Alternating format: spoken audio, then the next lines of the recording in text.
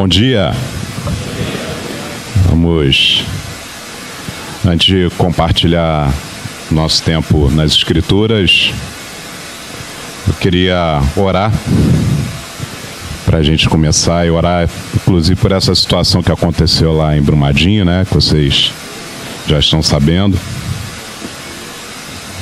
Vamos orar. Pai, eu quero te agradecer nessa manhã de domingo, Pai, por a gente estar aqui te dando honras, te dando glórias, te dando louvor, porque o Senhor merece, Deus. Na verdade, o Senhor merece muito mais.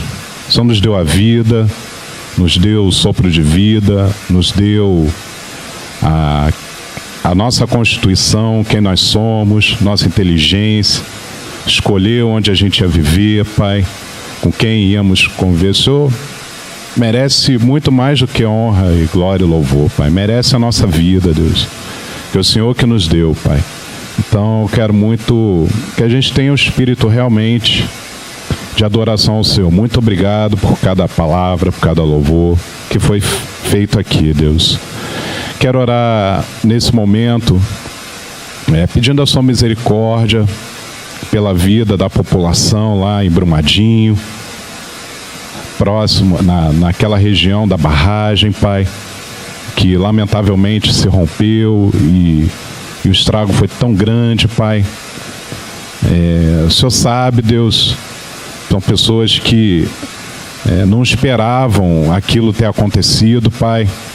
Eu sei que eu já trabalhei para essa empresa, Deus, e eu já também trabalhei ali em Minas, Deus, também para essa empresa, Pai, e não é uma coisa que a gente espera, Pai. Eu sei que muitos funcionários foram atingidos, então, que eu oro ao Senhor, Pai, que o Senhor salve as pessoas, Pai, que ainda têm oportunidade de serem encontradas, Deus, que elas sejam encontradas, que os alimentos cheguem à população, Pai, nessa situação tão dramática e inesperada, Deus, e cura os corações das pessoas, Pai, porque o Senhor sabe que a importância dessa atividade, dessa empresa para essa população, Pai. Então, cuida, Pai, e que as nossas autoridades também possam trabalhar melhor essa questão, Pai.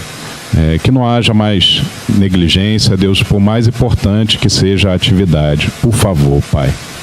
Eu quero orar também, grato poder compartilhar a sua palavra, Deus. A sua palavra que nos mudou, Pai, completamente. Mudou a nossa mente, que nos conduziu a Cristo, que é o autor e o consumador da nossa fé. Então, que essas palavras do Senhor, da Bíblia, encorajem os nossos irmãos nessa manhã, Pai. Em nome de Jesus, que eu oro, te agradeço. Amém. Amém. Bom, meu nome é Henrique, para quem ainda não me conhece, e eu estava refletindo, né, no que eu poderia compartilhar, e ano passado eu tive uma experiência um pouco diferente, assim, diferente, entre aspas, né? Tive uma conversa com um irmão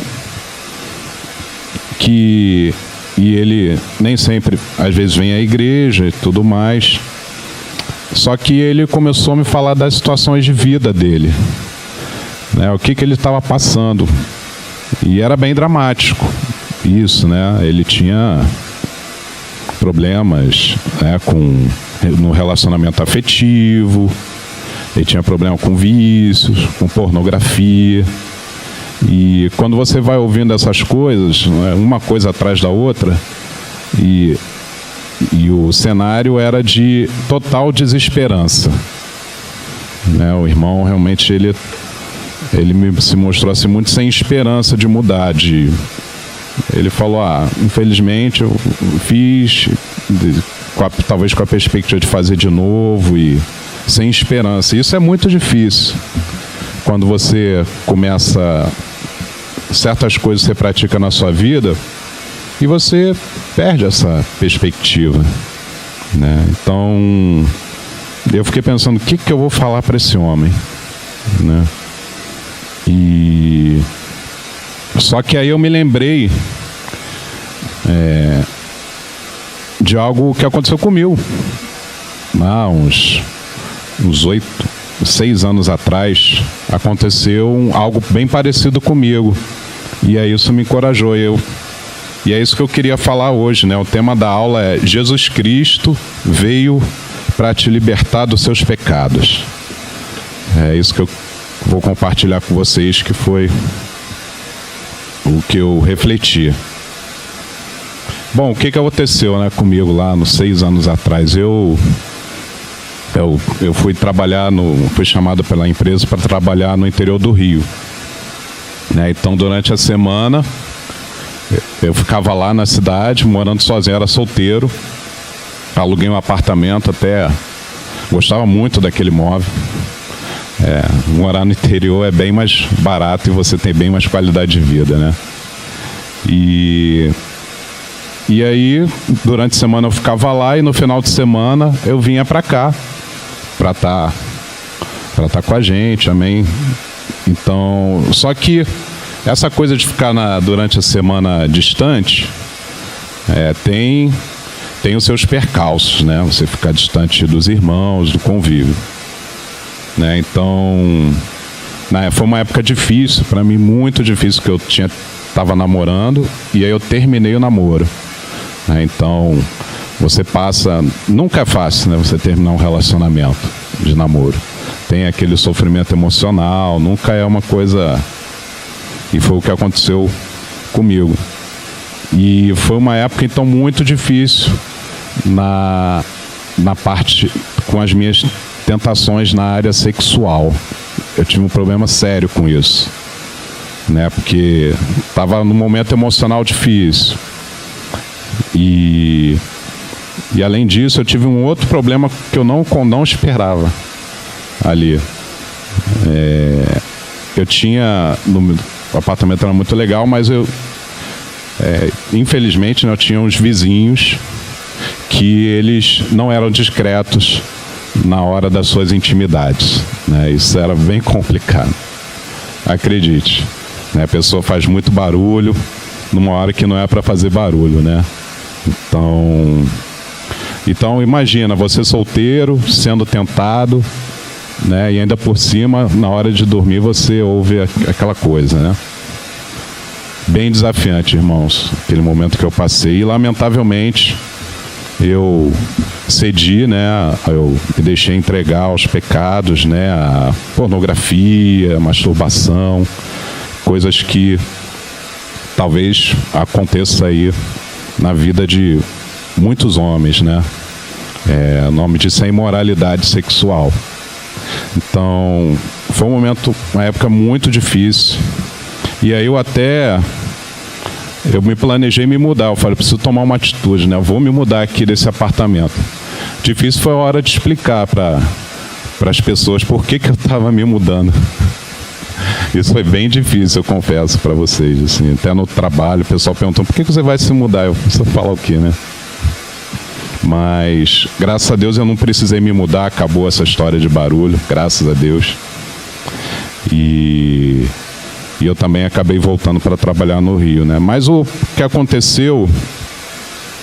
Então, como eu estava escravo desse pecado, o meu pensamento era o seguinte: eu nunca mais vou viver sem cometer esse pecado. Nunca mais. Imaginava isso, né? Eu vou ter que conviver com isso o resto da minha vida, né? Quando você é escravo de uma coisa, você já até se imagina, né? Não, que Deus tenha misericórdia de mim até o final da minha vida, que Ele considere, mas eu não vou conseguir largar esse pecado. Então, esse era o pensamento. Quando você chega nesse ponto, é duro você pensar isso, né? Mas também tem a sua vantagem. Pelo menos já é um começo, né? Pelo menos você reconhece que já não tem mais controle sobre a situação. Isso é um primeiro passo para você lidar com o seu pecado, com as suas dificuldades. É reconhecer que você não tem mais o controle, né? Então, mas aí eu comecei a ler a palavra de Deus para me ajudar como cristão, né? Então eu queria dividir com vocês. E aí eu comecei nesse tema da questão da sexualidade.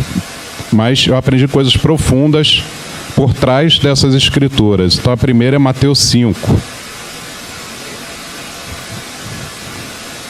Queria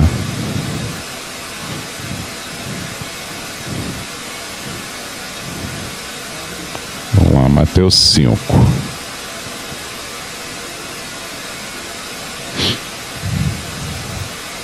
Vamos ler a nossa Bíblia. Mateus 5, 27 ao 30. Vocês ouviram o que foi dito: não cometa adultério. Mas eu lhes digo, quem olhar para uma mulher e desejar possuí-la, já cometeu adultério no seu coração. Portanto, se o seu olho direito faz com que você peque, arranque-o e jogue fora. Pois é melhor perder uma parte do seu corpo do que o seu corpo inteiro ser atirado no inferno.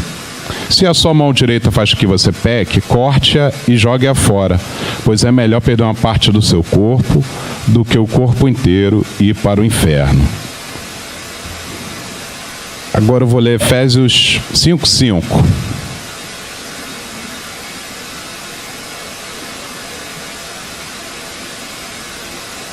Efésios 5:5.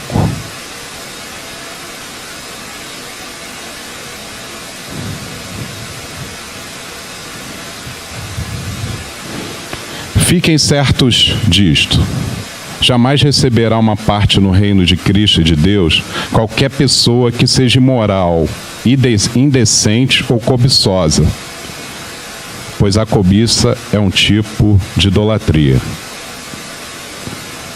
Vou ler de novo. Jamais receberá uma parte no reino de Cristo e de Deus. Vamos lá, Gálatas 5, do 19 ao 20.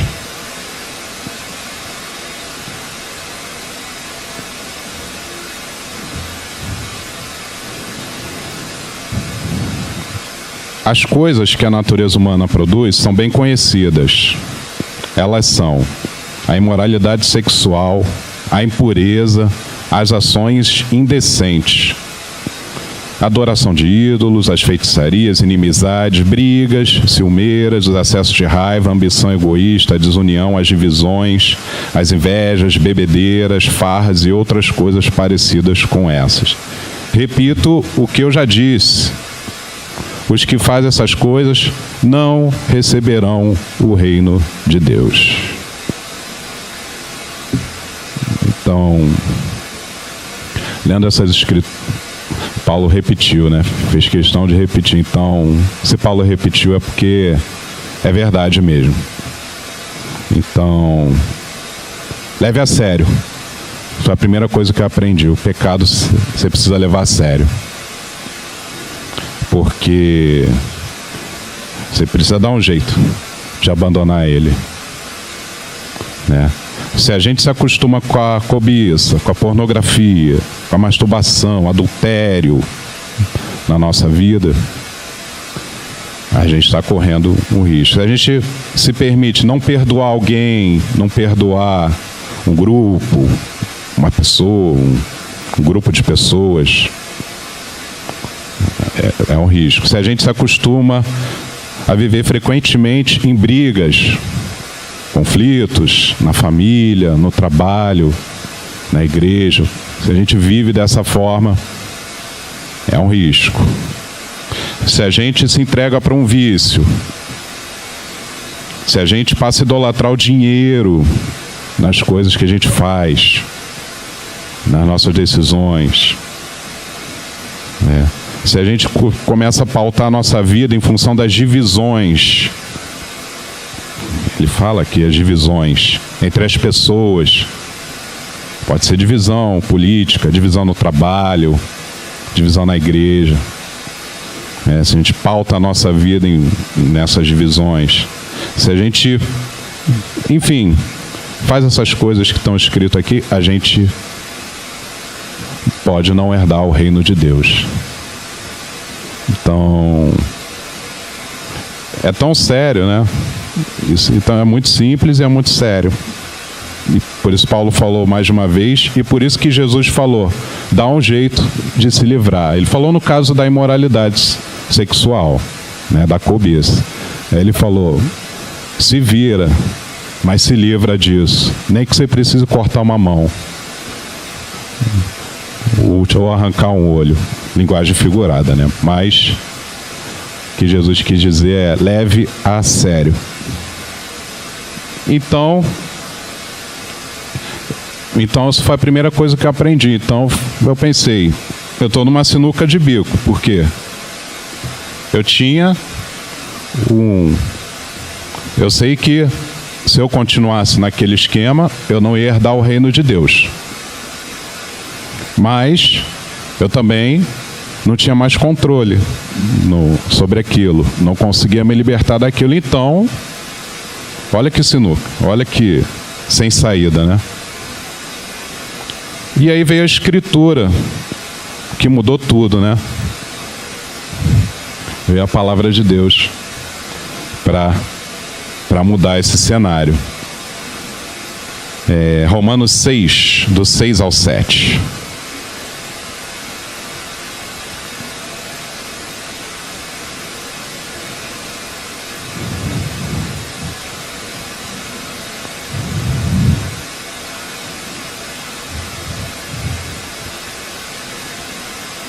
Romanos 6, 6.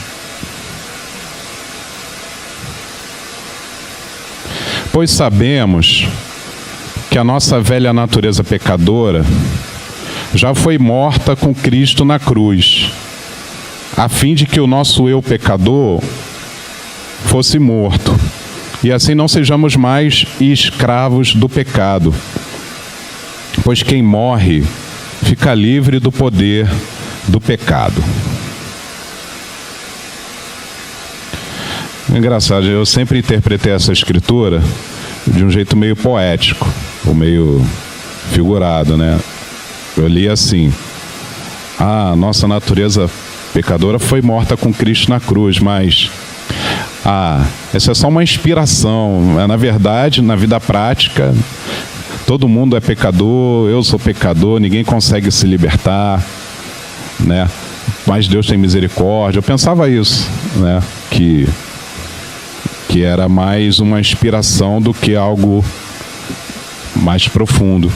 Só que não, é mais do que isso. Não é só uma inspiração.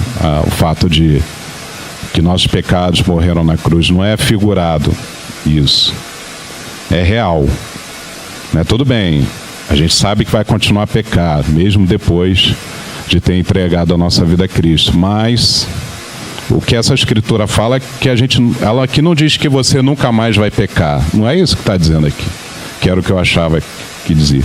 Aqui está dizendo que você vai ser livre do poder do pecado. É isso que está falando aqui. E isso é sério, você vai ser livre mesmo. Esse é o ponto. E quando você está livre de uma coisa, pensa, você é livre. Você antes tinha uma dívida, ou você, para quem era escravo naquela época que existia escravidão, ou enfim, qualquer outra coisa, e de repente você é livre. Quando você é livre, você é livre. Você pode se submeter àquilo ou não. Se quiser. Você tem essa liberdade, né? Então isso significa que vale também para o pecado, para nós. Você pode escolher se submeter ao pecado ou não. E isso é muito valioso, é muito precioso. Você tem a liberdade de escolha, né? Você vai ser tentado. Aquilo pode ser muito bom para você, mas você fala, não, o seu poder de escolha vai fazer você ficar livre. Escolher, você vai se você quiser. Então, mas a questão aqui que eu estava pensando é, essa libertação veio para todos os seres humanos? Não. Aí é que é o ponto.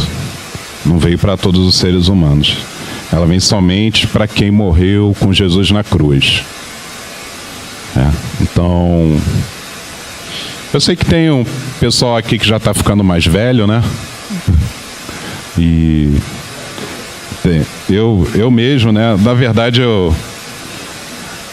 já tem gente aí contando o seu tempo de cristão, não por anos, mas por décadas, né?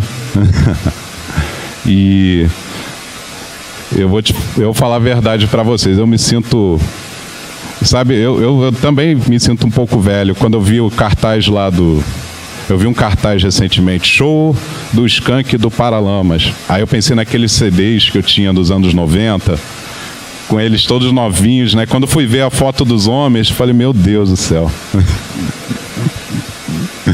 Eu tô velho.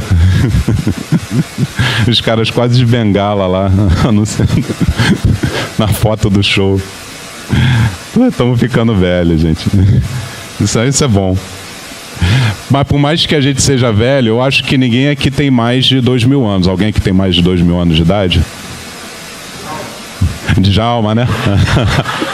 Ah, Djalma tem mais de 2.000 anos. Tá certo. Djalma. Muito bem, então ele vai testemunhar aqui pra gente depois. Mas o fato é que, como ninguém aqui tem mais de 2.000 anos, ninguém aqui pode morrer de novo com Jesus na cruz, ao vivo, né? Ou voltar. Ninguém também tem uma máquina do tempo, né? Eu conheço um irmão que fazia um estudo para a máquina do tempo na faculdade. Bernardino. Mas a gente não tem isso, a gente não pode, ninguém aqui pode voltar no tempo para ser crucificado com Jesus na cruz. Então, qual é a forma?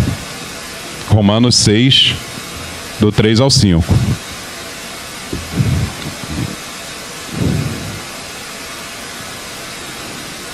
Essa é a forma da gente ser crucificado com Cristo na cruz.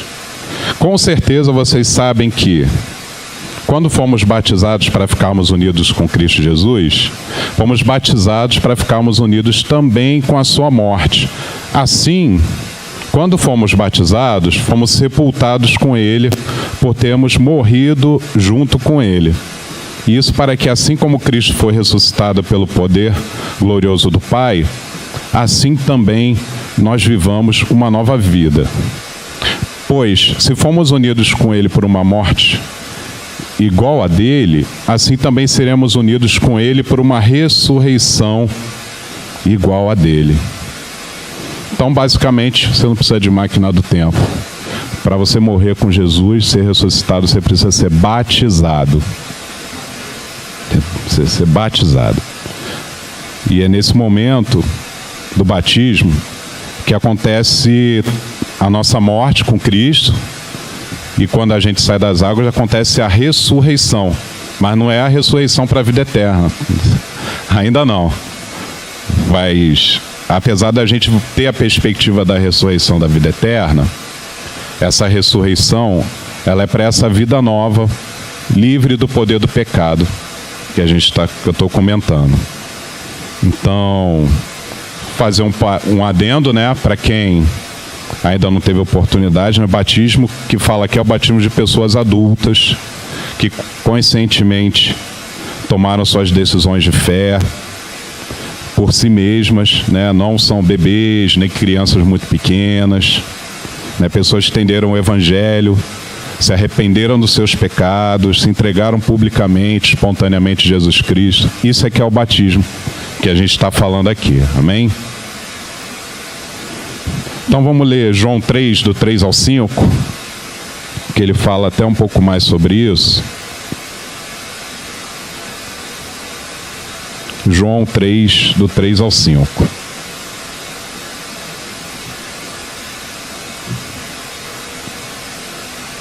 Jesus respondeu: eu afirmo ao Senhor que isto é verdade. Ninguém pode ver o reino de Deus se não nascer de novo. Nicodemos perguntou: como é que um homem velho pode nascer de novo? Será que ele pode voltar para a barriga da sua mãe, nascer outra vez? Jesus disse: eu afirmo ao Senhor que isso é verdade. Ninguém pode entrar no reino de Deus se não nascer da água e do Espírito. Amém. Jesus, nessa escritura, está explicando sobre o batismo, que é esse nascer de novo, que é o da água e do Espírito, né? E mais uma vez aqui fala: ninguém pode ver o reino de Deus se não nascer de novo. Então você não consegue se libertar do poder do pecado sem o poder de Cristo, sem nascer de novo. E aí se você não consegue se libertar do poder do pecado, você vai continuar escravo do pecado, e aí você também não vai ver o reino, como Paulo tinha falado. Então está tudo entrelaçado. Você precisa nascer de novo e se libertar, viver essa liberdade do poder do pecado. Não foi à toa que Jesus insistiu para ser batizado por João Batista. É sério esse ensinamento a respeito do batismo. Jesus foi batizado por João Batista. Atos 2:38.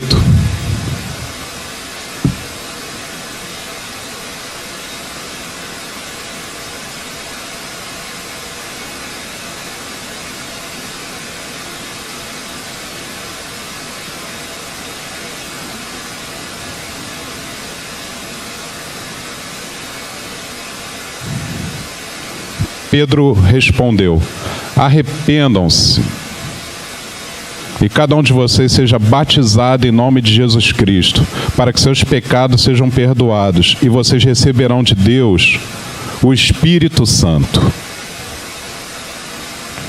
Só isso. O que acontece? Duas coisas incríveis quando uma pessoa é batizada. Vocês perceberam que duas coisas são essas por essa escritura? A primeira é: os seus pecados são perdoados. Isso é muito importante, porque se os seus pecados não são perdoados, depois que você morrer, você vai receber a ira de Deus diretamente. Então, para quem não recebeu esse perdão de pecados. E esse perdão vale para o passado, para o presente e para o futuro. Por isso que eu costumo dizer o seguinte: a coisa mais inútil para um cristão é sentir culpa. Porque ele já foi perdoado. Não interessa se ele vai sentir culpa ou não. O perdão já está lá. Então, lembre-se disso. O perdão já está em você, para quem foi batizado. E vocês receberão de Deus o Espírito Santo. Essa é a segunda coisa. Antes de você ser batizado, o Espírito Santo, ele te influencia na sua vida. Com certeza, te traz para Deus. Mas ele não mora dentro de você. Depois de ser batizado, o Espírito Santo passa a habitar dentro de você. E é essa força que te liberta do pecado. Foi pelo poder de Deus, o Espírito, que Jesus ressuscitou também. E é por esse poder que você ressuscita. Então, interessante esse trabalho de Deus. É um trabalho completo. Por um tempo, eu achava que só o perdão era suficiente. Eu ia lá, pecava, aí Deus me perdoava, e eu vivia nesse ciclo. Vou pecar, aí depois Deus vai me perdoar, eu choro, peço perdão, e fico nesse, vai e vem. Mas só que Deus não se contenta com isso não, gente. Deus quer mais pra gente. Ele quer a cura. E é por isso que Ele dá a liberdade dos pecados. Não é só pecar, ser perdoado e tal. Lógico, a gente vai pecar. Mas Deus quer mais do que isso. Pensa na sua cura dos seus pecados. Trabalha essa ideia na sua mente. Porque esse é o trabalho de Deus. Não é só apenas perdoar, é a cura também. Então, Então, o que eu quero dizer é o seguinte: quem ainda não foi batizado em nome de Jesus, corra, estude a Bíblia com seu amigo, com quem te convidou, né? Não, infelizmente, se você ainda não foi batizado, você ainda continua escravo do pecado. Por mais que você seja uma pessoa de boa moral, de boa índole, seja melhor do que muitos cristãos, mas isso é uma questão espiritual.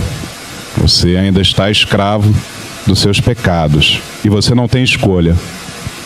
Infelizmente, se você ainda não teve essa oportunidade de ser batizado em nome de Jesus, você também, infelizmente, ainda não recebeu o perdão dos seus pecados, né?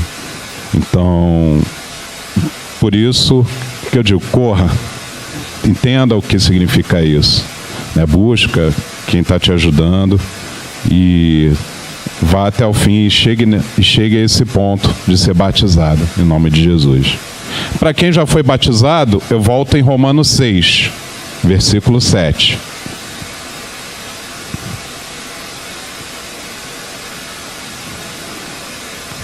Que ele fala: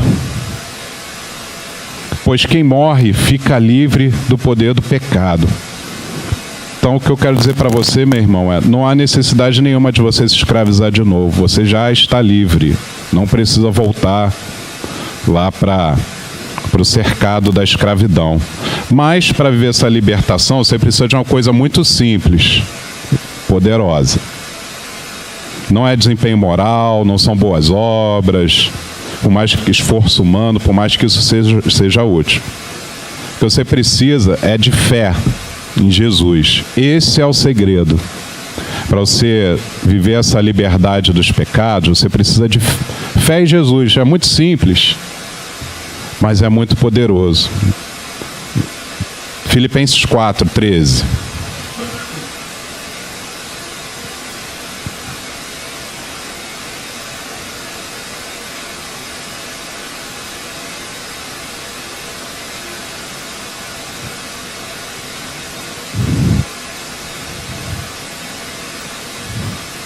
Filipenses 4, 13. Com a força que Cristo me dá, posso enfrentar qualquer situação.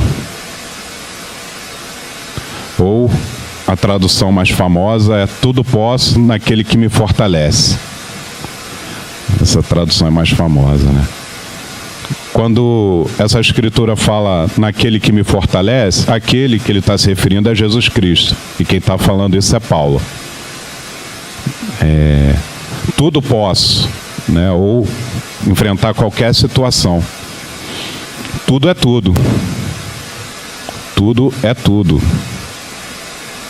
Ou seja, a simples fé em Jesus Cristo é a chave para você mudar qualquer coisa da sua vida. Pensa alguma coisa que você quer realmente lidar e mudar. A fé em Jesus Cristo é a chave.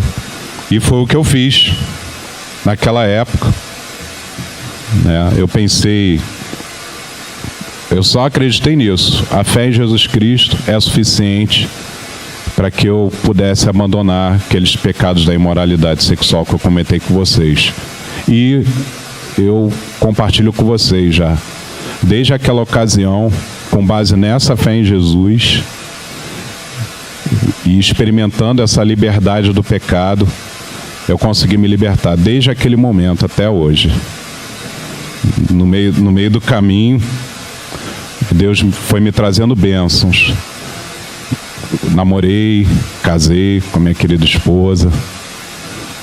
Então, quando você toma a decisão de abandonar os pecados, você também começa a abrir portas na sua vida para vir bênçãos.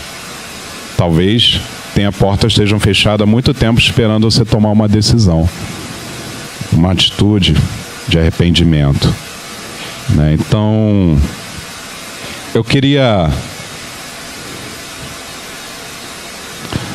vou comentar isso. Romanos 6, 18. Acho que é legal comentar isso.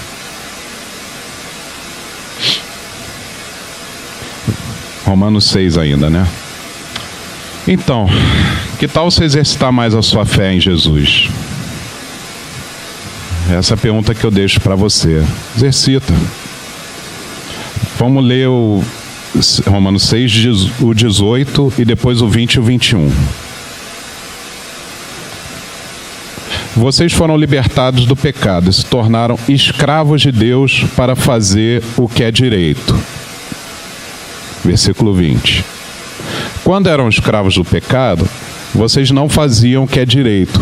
Porém, o que é que vocês receberam de bom quando faziam aquelas coisas de que agora têm vergonha? Pois o resultado de tudo aquilo é a morte. Mas agora vocês foram libertados do pecado e são escravos de Deus. Com isso, vocês ganham uma vida completamente dedicada a Ele. E o resultado é que vocês terão a vida eterna. Paulo fala o seguinte: ou você é escravo de um ou escravo do outro. Não dá para escolher. Você pode não gostar disso, mas você não tem escolha, meu amigo. Ou você é escravo do pecado ou escravo de Deus. Ser escravo de Deus parece ser desagradável, né, para alguns. Pô, escravo de Deus? Deus é um carrasco, por acaso, né? Mas a questão não é essa. A questão é que, para você deixar de ser escravo do pecado, não tem meio termo, não tem escolha.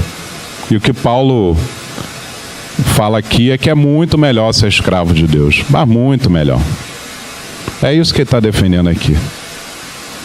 Simples, simples assim. Então é uma escolha sua, cabe a você escolher de quem você quer ser escravo. É uma escolha. É duro, né, a gente pensar que a gente sempre vai ser escravo, mas ser escravo de Deus vale a pena. É o que Paulo é que a palavra de Deus está defendendo aqui. Pensa nisso. Então eu vou deixar a palavra de Deus falar a última coisa. Versículo 23. Pois o salário do pecado é a morte, mas o presente gratuito de Deus é a vida eterna, que temos em união com Cristo Jesus, o nosso Senhor. Era isso que eu queria compartilhar com vocês. Obrigado, meus irmãos.